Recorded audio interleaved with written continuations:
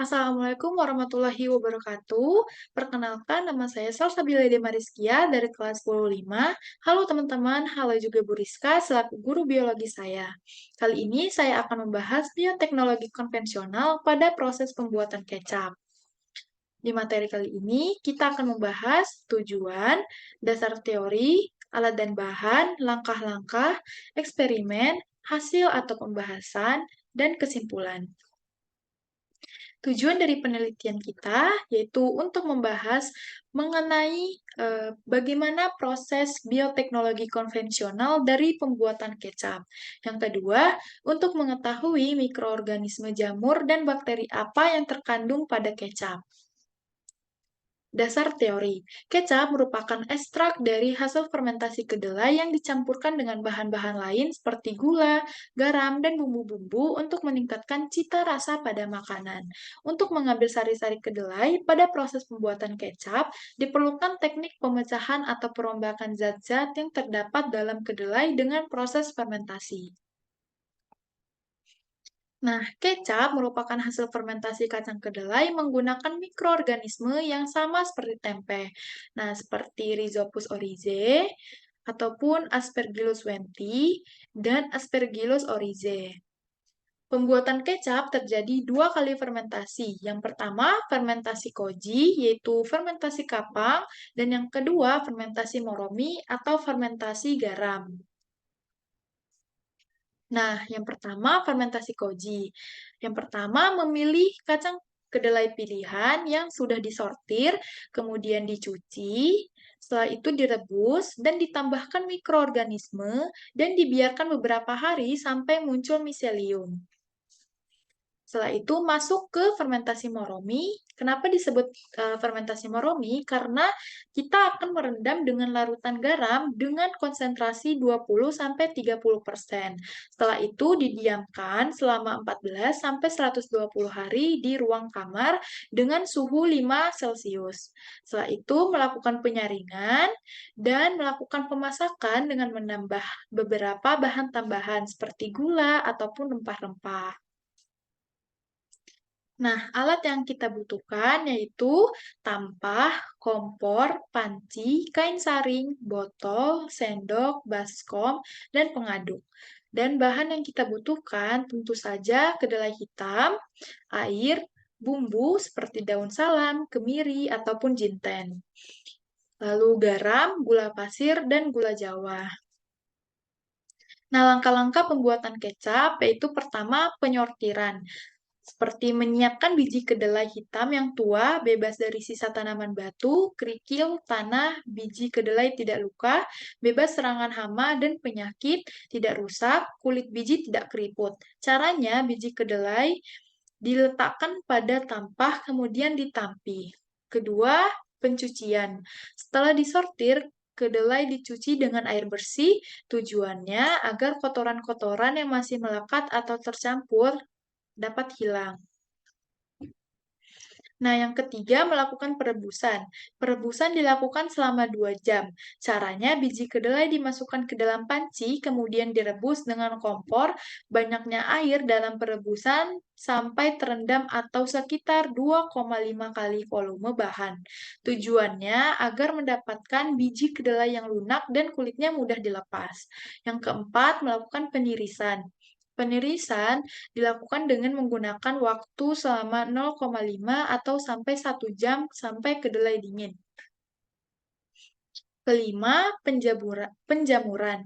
Setelah kedelai dingin, dilakukan penjemuran menggunakan laru kecap dengan perbandingan 1 kg bahan membutuhkan 1 gram laru jenis Rhizopus sp. Nah, yang langkah keenam ini sudah masuk ke fermentasi koromi atau penggaraman. Biji kedelai yang telah berjamur dimasukkan dalam larutan garam 20%. Maksudnya mencampur 200 gram garam ke dalam air 1 liter. Sebagai patokan untuk 1 kilogram bahan membutuhkan 4 liter larutan garam 20%. Nah, yang ketujuh, penyaringan pertama. Selanjutnya dilakukan penyaringan dengan menggunakan kalo. Hasil utamanya berupa filtrat, sedangkan hasil sampingnya berupa ampas. Kedelapan, perebusan. Setelah direbus ke dalam filtrat, ditambahkan gula kelapa yang dicairkan, bumbu-bumbu penyedap, dan air bersih. Sebagai patokan untuk 1 liter filtrat membutuhkan 2 kg gula kelapa yang telah dicairkan atau dilarutkan dalam 0,5 liter air. Penyaringan kedua. Selanjutnya dilakukan penyaringan kedua dengan menggunakan kain penyaring. Dan langkah terakhir yaitu pembotolan. Pembotolan dengan menggunakan botol yang bersih. Kemudian cairan kecap dimasukkan ke dalam botol dan ditutup rapat. Kecap bisa langsung digunakan.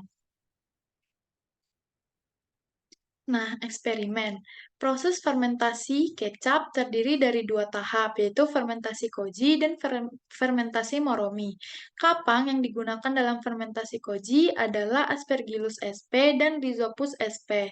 Fermentasi koji memerlukan waktu 3-5 hari.